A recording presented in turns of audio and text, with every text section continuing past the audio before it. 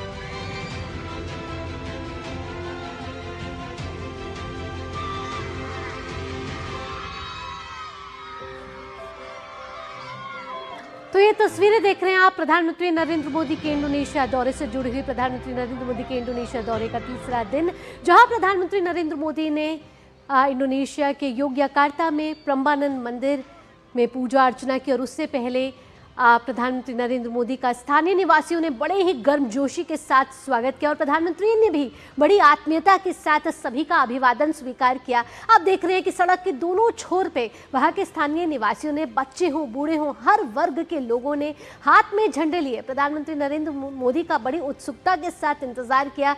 और जब प्रधानमंत्री नरेंद्र मोदी उनके समक्ष आए, तब सभी ने प्रधानमंत्री नरेंद्र मोदी का स्वागत किया, उनका अभिवादन किया। और प्रधानमंत्री नरेंद्र मोदी ने भी हाथ हिलाकर सभी का अभिवादन स्वीकार किया। और आपको बता दें कि ये जो प्रम्बानन मंदिर है, वो सबसे भव्य हिंदू मंदिर परिसरों में से एक है। और भगवान शिव, भगवान विष्णु और भगवान ब्रह्मा को समर्पित है। यह मंदिर भारत और इंडोनेशिया के सदियों पुराने सांस्कृतिक और सभ्यतागत संबंधों का प्रतीक माना जाता है।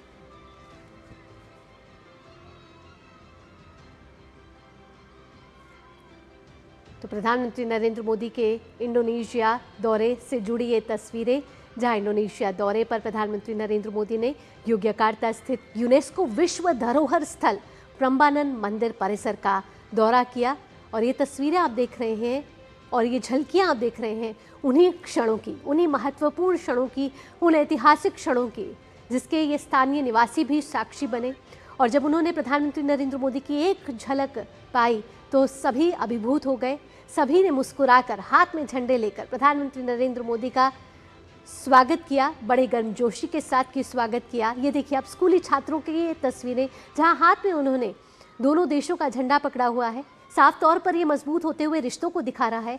सांस्कृतिक तौर पर भी किस तरीके से दोनों देश पास आ रहे हैं, मजबूती के साथ खड़े हैं, ये तस्वीरें उसकी एक बानगी है। इस दौरान आप देख रहे हैं बड़ी संख्या में स्थानीय भारतीय समुदाय हो या फिर इंडोनेशियाई नागरिक हो, उन्होंने सड़क के दोनों छोर पर खड़े होकर प्रधानमंत्री नरेंद्र मोदी का बड़े ही गर्मजोशी के साथ स्वागत किया।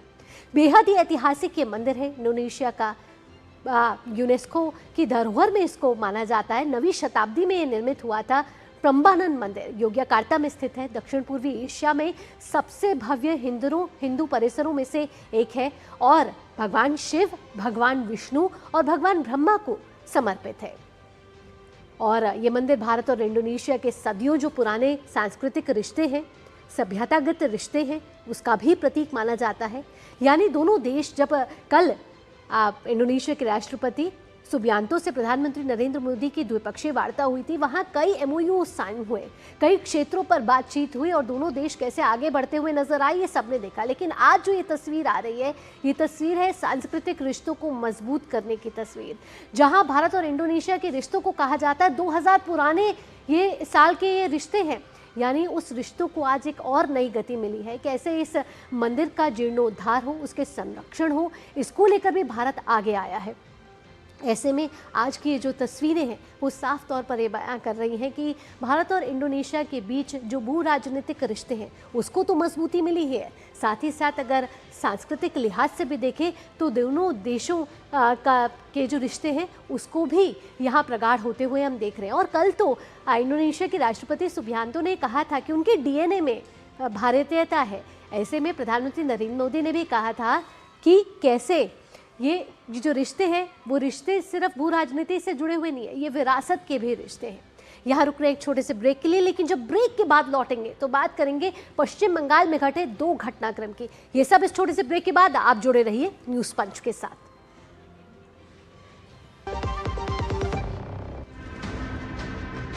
तैयार है, बिल्कुल तैयार है,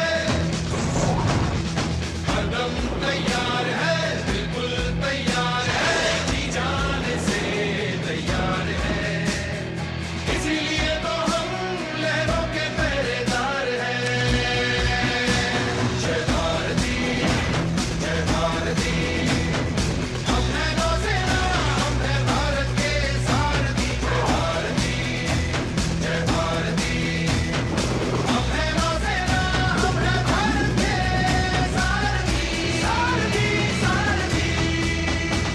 पता है, लोग अक्सर मुझसे पूछते हैं कॉल सेंटर का स्टेडी जॉब क्यों छोड़ा। I wanted more out of life, बस मैंने अपना स्टार्टअप शुरू किया। जानना चाहोगे कैसे? Then start up your own business as an LIC agent. यहाँ सब कुछ है, great products, zero investment, leading organisation and unlimited opportunities. तो क्या आप तैयार है? LIC एजेंट बनो, अब बड़ा सोचो। हमारी वेबसाइट पर जाएं या अपनी नजदीकी LIC शाखा से संपर्क करें। ब्रेक के बाद आपका स्वागत है। आप देख रहे हैं न्यूज पंच। जो खबर पश्चिम बंगाल से है, क्योंकि पश्चिम बंगाल में आज 2 बड़े घटनाक्रम चर्चा के केंद्र में है। पहला है बरुईपुर में 12 साल की बच्ची से दुष्कर्म और हत्या के मामले का मुख्य आरोपी पुलिस एनकाउंटर में मारा जा चुका है। पुलिस का यह दावा है कि क्राइम सीन रिक्रिएट करते वक्त आरोपी ने हथियार छीनकर फायरिंग की, जिसके बाद जवाबी कार्रवाई में उसकी मौत हो गई। तो आपने सुना कि किस तरीके से पश्चिम बंगाल में जो बरुईपुर में 12 साल की बच्ची के साथ घटना घटी थी, उसमें आरोपी को ढेर कर दिया जा चुका है। आइए ग्राफिक्स का रुख करते हैं और आपको बताते हैं कि कैसे इस एक्शन को अंजाम दिया गया। बंगाल में अपराधियों की खैर नहीं है और किस तरीके से अब पुलिस एक्शन मोड में है। और जब ये सीन को रिक्रिएट किया जा रहा था तब आरोपी जो है उसने एक पुलिस ऑफिसर से गन छीनने की कोशिश की और उसी समय ये सब इनकाउंटर हुआ। रेप और हत्या का आरोपी ढेर किया जा चुका है और फरार होने की कोशिश में ये आरोपी था, जिस वजह से ये इनकाउंटर को अंजाम देना पड़ा। और 12वीं पूर्व सामूहिक दुष्कर्म मामला है और पुलिस की गिरफ्त में 3 अन्य आरोपी भी हैं। लेकिन जब इस सीन को क्रिएट करने कल रात पुलिस वहां पहुंची थी, उस समय ये सारी घटना घटी, जिसके बाद ये इनकाउंटर हुआ और जो मुख्य आरोपी है वो ढेर किया जा चुका है। आइए आगे बढ़ते हैं और आपको बताते हैं कि फरार होने की कोशिश में ये आरोपी कैसे मारा गया और कैसे ये घटना घटी। मंगलवार की रात क्या हुआ कि एक क्राइम सीन को रिक्रिएट किया जा रहा था, यानी आरोपी को उसी सीन पर, क्राइम सीन पर ले जाया गया और ये जानने की कोशिश की गई कि किस तरीके से ये जो बर्बरता है वो बरताई गई थी उस नाबालिग बच्ची के साथ। जानकारी के आधार पर पुलिस ने किया उसको गिरफ्तार करने के बाद इस पूरे क्राइम सीन को रिक्रिएट किया जा रहा था। उस घटना पे जाके पुलिस पूछताछ में प्रभास से सहयोग नहीं मिल रहा था, यानी कि जो मंडल है, जो आरोपी था मुख्य, उससे नहीं मिल रहा था पूरा समर्थन, पूरा सपोर्ट, और जांच अधिकारियों के सवालों का वो जवाब नहीं दे पा रहा था। इस वजह से और जांच करने की कोशिश की जा रही थी, जहां क्राइम सीन पर उसको ले जाया गया। इसी जांच में क्राइम सीन को रिक्रिएट किया जा रहा था, यानी जांच आगे बढ़ाई जा रही थी। पहले पूछताछ उससे हुई, फिर क्राइम सीन को रिक्रिएट करने के लिए वहां ले जाया गया। फुटेज में नाबालिग के साथ युवक दिखाई दिया और उसी आधार पर गिरफ्तारी हुई थी। जांच में पता चला कि वह युवक प्रभास है और प्रभास की जब जानकारी हासिल हुई तो पुलिस ने उसको गिरफ्तार किया और गिरफ्तार करने के बाद ये पूछताछ लगातार जारी थी। जानकारी के आधार पर पुलिस ने उसे गिरफ्तार किया था। और आपको बता दें कि इस पूरे घटनाक्रम में गोलियां चलाई गई, जवाबी कार्रवाई हुई और प्रभास ढेर किया जा चुका है। और आपको बता दें कि डॉक्टरों ने जांच के बाद बताया है कि जो आरोपी है वो मृत घोषित कर दिया गया है। अब आगे बढ़ते हैं कि पुलिस को कैसे सीसीटीवी फुटेज मिली, ये पूरी जानकारी पुलिस को कैसे मिलती है। फुटेज में नाबालिग के साथ युवक दिखाई देता है, साफ तौर पर फुटेज में वो युवक दिखाई दे रहा है। जांच में पता चलता है कि ये युवक का नाम है प्रभास। जानकारी के आधार पर पुलिस उसको गिरफ्तार करती है। गिरफ्तार करने के बाद जब उससे सवाल पूछे जाते हैं तो उसका सहयोग नहीं मिलता है। जांच अधिकारियों के सवालों के भ्रामक जवाब दिए जा रहे होते हैं प्रभास से। और साथ साथ आपको बताएं कि इसी जांच में क्राइम सीन को रिक्रिएट किया जाता है और इसी रिक्रिएशन के समय जो प्रभास है उसको ढेर कर दिया जाता है। सौरभ दत्ता हमारे साथ जुड़ गए ज्यादा जानकारी के साथ। सौरभ का रुख करेंगे। सौरभ, बरुईपुर की एक बर्बरता से भरी ये घटना, जिसके बाद जब क्राइम सीन को रिक्रिएट किया जा रहा था उसमें प्रभास को ढेर कर दिया गया है। अब 3 मुख्य और आरोपी भी हैं, किस तरीके से जांच आगे बढ़ रही है? भावना, देखिए, हम स्टेट सेक्रेटरिएट नवान्न में खड़े हैं और कल नवान्न से पहले प्रेस कॉन्फ्रेंस हुआ और उसके बाद खुद मुख्यमंत्री शुभेंदु अधिकारी बारुईपुर पहुंचे। वहां पर एसपी ऑफिसर वहां के पहुंचकर उनके साथ राज्य के डीजी भी थे सिद्धिनाथ गुप्ता। वहां पर एक बड़ी बैठक हुआ और उस बड़ी बैठक के बाद सिचुएशन का जायजा लिया गया और मुख्यमंत्री शुभेंदु अधिकारी ने खुद कहा कि 72 घंटा हम डीजी को समय देते हैं। 72 घंटे के अंदर इस पूरे मामले में, नाबालिग के साथ जो सामूहिक दुष्कर्म हुआ, इसके पूरे मामले में जो जो दोषी या आरोपी है उनको सामने लाना है। और इसमें 2 बातें थी, एक जो नाबालिग के साथ सामूहिक दुष्कर्म हुआ वो, और दूसरी थी कि उस घटना को लेकर जो हमला हुआ पुलिस के ऊपर, जो तोड़फोड़ हुआ पुलिस के ऊपर रविवार को, उसके अलग से एक मामला दायर हुआ था। तो इन दोनों हालत में ही शुभेंदु अधिकारी का, मुख्यमंत्री शुभेंदु अधिकारी का कहना था कि ये सरकार बदल चुका है, बंगाल बदल चुका है, यहाँ पर एंटी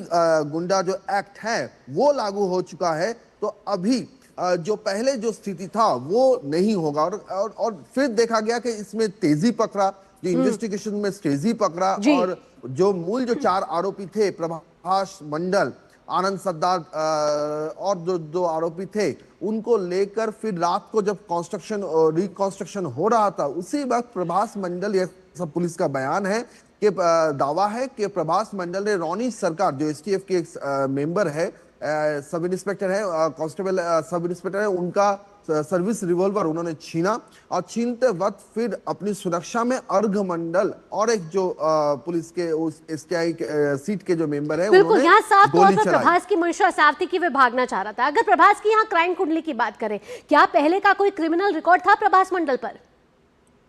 देखिए, इसका एक सीधा सा जवाब है भावना। प्रभास मंडल की मां क्या कह रही है? प्रभास मंडल की मां कह रही है कि वो पहले से ही बिगड़े हुए थे, उनको बार बार उन्होंने सुधरने की सलाह दी थी माँ के हिसाब से, लेकिन माँ ने बेटे ने माँ की बात नहीं सुनी और आज वो कह रहे हैं कि जैसा काम हुआ है उससे उनको कोई एतराज नहीं है। वो कह रही है कि जैसा बेटे ने काम किया है वैसा ही उनको बिल्कुल, परिणाम उन्होंने भी तो मिला शव है। लेने उनकी से भी बीवी- इनकार कर दिया। मां ने कहा है कि जो कुकर्म उनके बेटे ने किया है उसको वही सजा मिलनी चाहिए थी और उन्होंने कहा कि मुझे तो उसका शव भी नहीं चाहिए। ये एक मां का बयान है।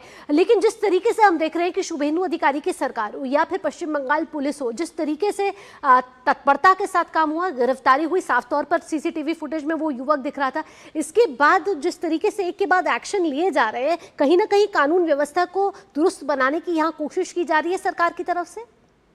भावना, देखिए, अगर आप इन दोनों बातों को, दोनों पहलू को रखेंगे कि 4 मई के पहले की बंगाल आप देख लीजिए, चाहे वो कस्बा लॉ कॉलेज रेप केस हो या फिर पार्क स्ट्रीट रेप केस हो या फिर कामदूनी हो, हर एक जगह पर आप अगर पिछले सीएम की बयान, मुख्यमंत्री बनर्जी की, सौरभ, यहाँ आप हमारे साथ बने रहिए। लेकिन और पश्चिम बंगाल से एक और खबर है जो हमारे दर्शकों तक पहुंचाने की जरूरी है, क्योंकि तृणमूल कांग्रेस के कथित संदिग्ध फंड ट्रांजैक्शन मामले में ईडी ने कोलकाता और आसपास कई ठिकानों पर छापेमारी की है। शुरुआती जांच में 150 करोड़ से अधिक के संदिग्ध वित्तीय लेन देन के संकेत मिलने की बात यहां की जा रही है। लेकिन यहां एक बड़ा भ्रष्टाचार का मामला जो टीएमसी के कार्यकाल के दौरान हुआ, उसका पर्दाफाश यहां ईडी करती हुई नजर आ रही है, क्योंकि ईडी इस समय एक्शन मोड में है और टीएमसी के बैंक खातों की जांच इस समय शुरू हो चुकी है। आइए ग्राफिक्स के जरिए आपको बताते हैं कि कैसे और कहां और किन ठिकानों पर यह छापेमारी की गई है ईडी के द्वारा। यानी कि आप अपने जो ग्राफिक स्क्रीन पर देख रहे हैं, ईडी ने एक्शन मोड करते हुए टीएमसी के बैंक खातों की जांच शुरू की, क्योंकि यह जानकारी मिली थी कि कुछ तो वित्तीय लेन देन में अनियमितता आई है। लेकिन उसकी जांच जो है उसको आगे बढ़ाते हुए ईडी ने कोलकाता और आसपास 5 ठिकानों पर छापेमारी की है और छापेमारी में जो ये ठिकाने हैं वो है राजा बाजार, सॉल्ट लेक में ये कार्रवाई हुई है, साथ ही साथ राजार हाट, न्यू टाउन में भी तलाशी ली गई है।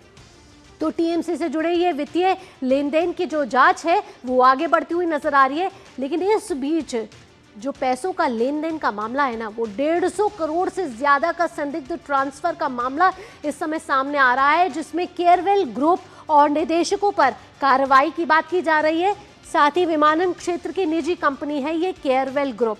हमारे साथ सौरभ लगातार जुड़े हैं, एक बार फिर से सौरभ के पास चलते हैं। सौरभ, यहाँ ईडी की बड़ी कार्रवाई हुई है और कुछ मामूली करोड़ों का ये मामला नहीं दिख रहा, भ्रष्टाचार से जुड़ा हुआ 150 करोड़ रुपए का ये मामला नजर आ रहा है।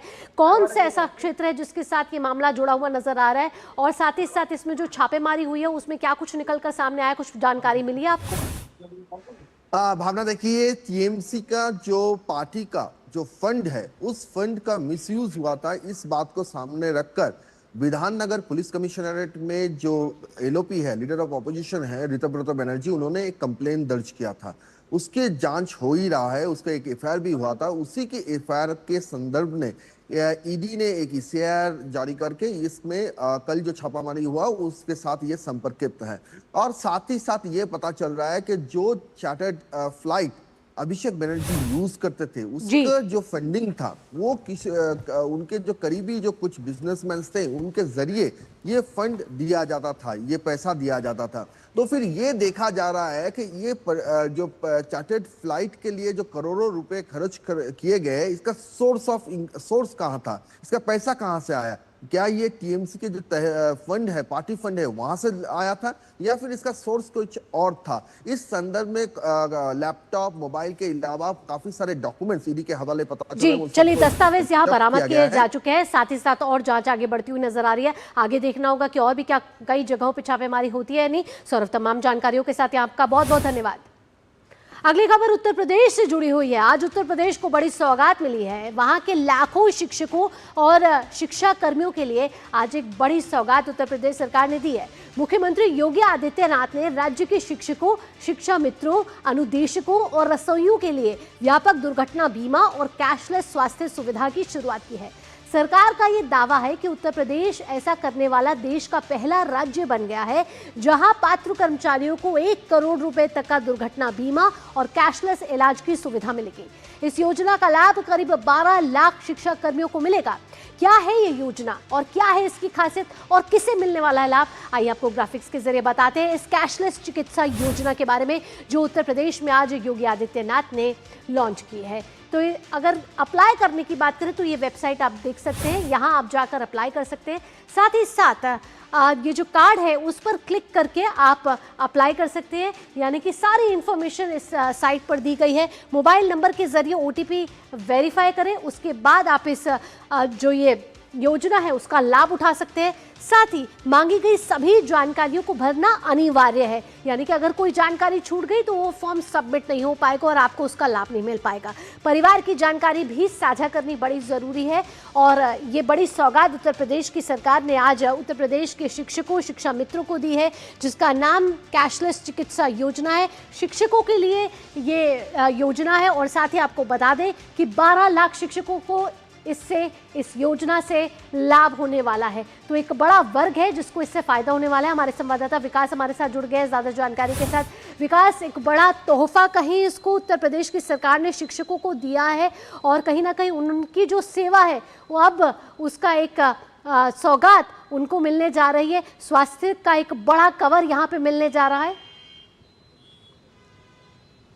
देखिए, अब एक बड़ा भवन बनता है तो उसकी नींव मजबूत होनी चाहिए और नींव मजबूत होनी चाहिए तो जो नींव का मिस्त्री होता है वो भी कुशल होना चाहिए। वैसे ही जब विकसित भारत की बात होती है तो उसमें हमारे जो भविष्य के बच्चे हैं वो अच्छे शिक्षित होने चाहिए। उनको शिक्षा देने का जो लोग काम करते हैं इसलिए उनका सम्मान होना चाहिए, उनको भी मेंटल फ्री होना चाहिए। ऐसे में ये बहुत बड़ी सौगात है शिक्षा जगत के लिए, खास तौर से माध्यमिक और प्राइमरी विद्यालयों के लिए। और जो तमाम सारे विद्यालय हैं इन सभी विद्यालयों को इसमें शामिल किया गया है। उसमें शिक्षक हो चाहे रसोइये हो, कोई भी कार्य करने वाले हो, 12 लाख लोगों को अब स्वास्थ्य बीमा मिलेगा। और सबसे बड़ी बात है कि हर व्यक्ति को एक जरूर टेंशन रहता है कि अपने को लेकर, अपने परिवार को लेकर, कि अगर कहीं कोई गंभीर बीमारी आ गई तो क्या होगा। और ऐसे में इतनी बड़ी सौगात इनको मिली है। और ये इससे पहले की अगर बात करें उत्तर प्रदेश में शिक्षा व्यवस्था खासतौर से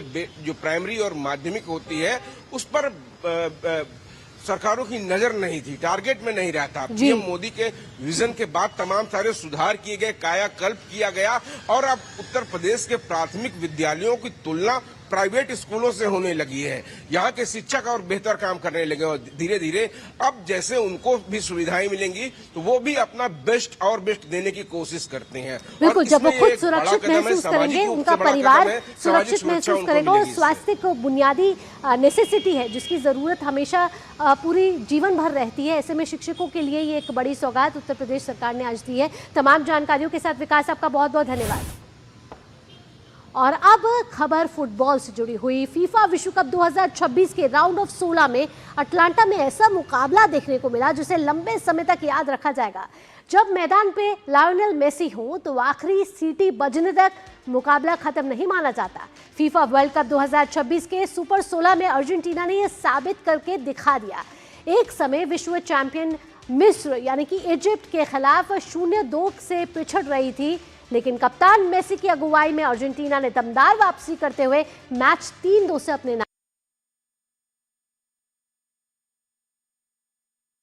अर्जेंटीना ने जीत की कहानी लिखी डाली। इसी के साथ गोल्डन बूट की दौड़ में मेसी एक बार फिर आगे पहुंच गए हैं। तो कैसे मेसी का मैजिक चला, आइए अब आपको ग्राफिक्स के जरिए बताते हैं। जिनको मसीहा भी कहा जा रहा है, मेसी को अब मसीहा कहा जा रहा है क्योंकि ये जो मैच के आखिरी 13 मिनट थे उसने पूरे गेम को उलट दिया। और जहां इजिप्ट एक तरफ यानी कि मिस्र एक तरफ जीतती हुई नजर आ रही थी, लेकिन मेसी के जो वो आखिरी गोल थे 13 मिनट पे दिए हुए, वो अर्जेंटीना को एक बड़ी जीत यहां दिला गई। यानी कि मेसी का इस टूर्नामेंट में ये 8वां गोल है गए, लेकिन ये जो इजिप्ट के खिलाफ आखिरी 13 मिनट का गोल था वो आने वाले अनेकों विश्व कप में और आने वाले समय में याद रखे जाने वाला है। गौरव हमारे साथ जुड़ गए ज्यादा जानकारी के साथ, आइए उनका रुख करते हैं। गौरव, यहाँ गोल्डन बूट की बात करती हूँ मैं, क्योंकि रेस में मेसी एक बार फिर टॉप नंबर पर आ गए। अगर टॉप 3 खिलाड़ियों की बात करें तो गोल्डन बूट में अभी कौन आगे चल रहा है? बिल्कुल, अगर गोल्डन बूट की बात करें तो यहाँ पर साफ तौर पर लियोनेल मेसी का जो दबदबा है वो कायम है। और जिस तरह से उन्होंने अभी तक 8 गोल किए हैं, हर मैच में जो है 5 मैच खेला है उन्होंने और 5 मैच में वो गोल करते आए हैं। और टीम को उन्होंने फ्रंट से लीड ही नहीं किया है, बल्कि टीम को किस तरह से वापसी कराते हैं, किस तरह से मैच में वापसी कराते हैं, इस बात को अभी प्रमाण जो है वो उन्होंने साफ तौर पर अपने खेल के माध्यम से दिया है। तो यहाँ पर 8 गोल के साथ वो सबसे आगे चल रहे हैं। इसके बाद किलियन एम्बापे का जो है उनका नंबर आता है, उसके बाद अर्लिंग हालांड है जो कि नॉर्वे के हैं, और फिर चौथे नंबर पर हैरी केन इंग्लैंड के हैं जिन्होंने अभी तक 6 गोल जो हैं वो किए हैं। तो ये जो रेस है वो अब आने वाले समय में और भी ज़्यादा रोमांचक होती जाएगी भावना, क्योंकि अब ये सारे खिलाड़ी जो हैं वो अब अपनी टीमों को क्वार्टर फाइनल में इनकी टीमें हैं, और यहाँ पर जब एक दूसरे के खिलाफ ये टीमें जो है वो सामने होंगी तो इन खिलाड़ियों का जो जिम्मेदारी होगी वो बहुत न केवल टीम को जिताने की होगी बल्कि अपने प्रदर्शन को भी और ज़्यादा ऊंचाई पर ले जाने की होगी। तो एक टेस्टिंग भी होगी, क्योंकि कल का जिस तरह से मुकाबला था अर्जेंटीना वर्सेस इजिप्ट का, तो यकीनी तौर पर अगर कोई टीम 78 मिनट तक आगे है और उसके बाद महज 13 मिनट के अंदर सारा समीकरण जो है वो बदल जाता है, तो इसका कहीं ना कहीं जो श्रेय है वो कप्तान लियोनेल मेसी को जाता है, क्योंकि उन्होंने न सिर्फ एक बिल्कुल लियोनेल मेसी ने जिस तरीके का मैजिक दिखाया वो फुटबॉल प्रेमियों के लिए भी एक अच्छी खबर थी, एक दमदार खबर थी। इसी के साथ अब राउंड ऑफ 16 के बाद राउंड ऑफ 8 आएगा, यानी कि प्री क्वार्टर फाइनल के बाद अब क्वार्टर फाइनल में कौन कौन टीमें अब भिड़ती हैं और जो मुकाबले हैं वो कितने रोमांचक होते हैं ये देखना बड़ा दिलचस्प होगा। गौरव, तमाम जानकारियों के साथ आपका धन्यवाद। इसी के साथ न्यूज पंच में फिलहाल इतना ही। देश और दुनिया की बाकी खबरों के लिए आप जुड़े रहिए डीडी न्यूज के साथ, क्योंकि डीडी न्यूज ही है सिर्फ भरोसा सच का। दीजिए अनुमति, नमस्कार।